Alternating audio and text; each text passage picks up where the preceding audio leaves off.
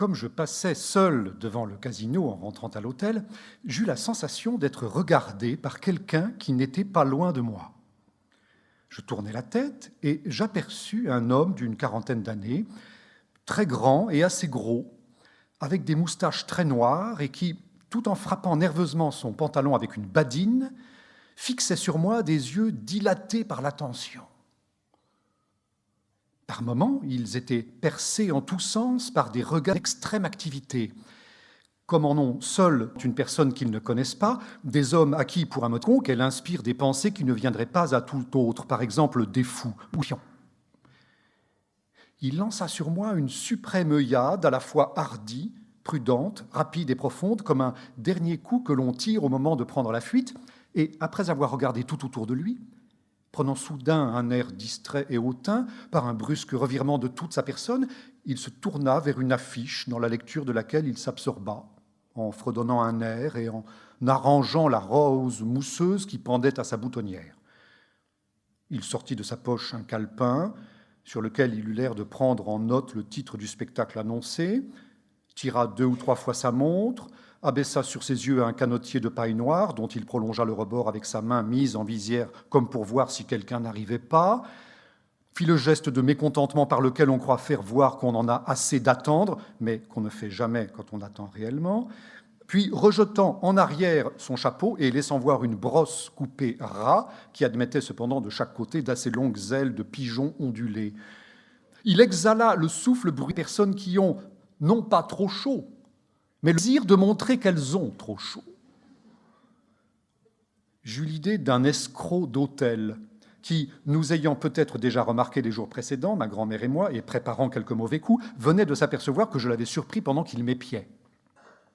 Pour me donner le change, peut-être cherchait-il seulement, par sa nouvelle attitude, à exprimer la distraction et le détachement, mais c'était avec une exagération si agressive que son but semblait, au moins autant que de dissiper les soupçons que j'avais dû avoir, de venger une humiliation qu'à mon insu je lui eusse infligée, de me donner l'idée non pas tant qu'il ne m'avait pas vu, que celle que j'étais un objet de trop petite importance pour attirer son attention.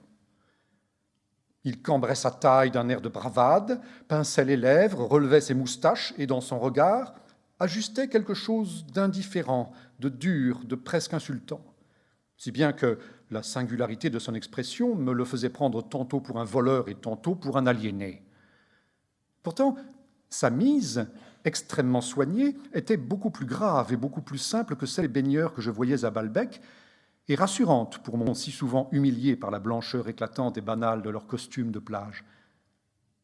Mais ma grand-mère venait à ma rencontre. Nous fîmes un tour ensemble, et je l'attendais 1 heure après devant l'hôtel où elle était rentrée un instant, quand je vis sortir Madame de Villeparisis avec Robert de Saint-Loup et l'inconnu qui m'avait regardé si fixement devant le casino. Avec la rapidité d'un éclair, son regard me traversa, ainsi qu'au moment où je l'avais aperçu, et revint, comme s'il ne m'avait pas vu, se ranger un peu bas devant ses yeux, émoussé, comme le regard neutre qui feint de ne rien voir au dehors et n'est capable de rien lire au dedans, le regard qui exprime seulement la satisfaction de sentir autour de soi les cils qui l'écartent de sa rondeur béate, le regard dévot et confit qu'ont certains hypocrites, le regard fat qu'ont certains sots. Je vis qu'il avait changé de costume.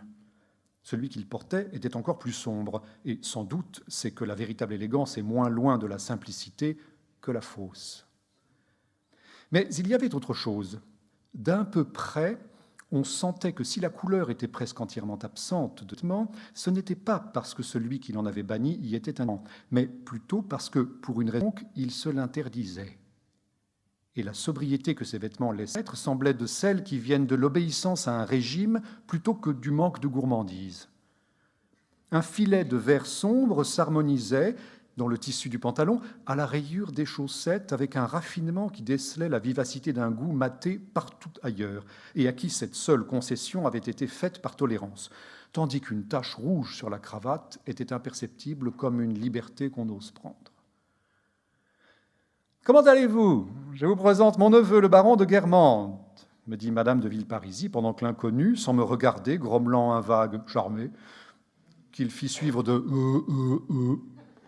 pour donner à son amabilité quelque chose de forcé, et repliant le petit doigt, l'index et le pouce me tendaient le 3e doigt et l'annulaire, dépourvu de toute bague, que je serrais sous son gant de Suède.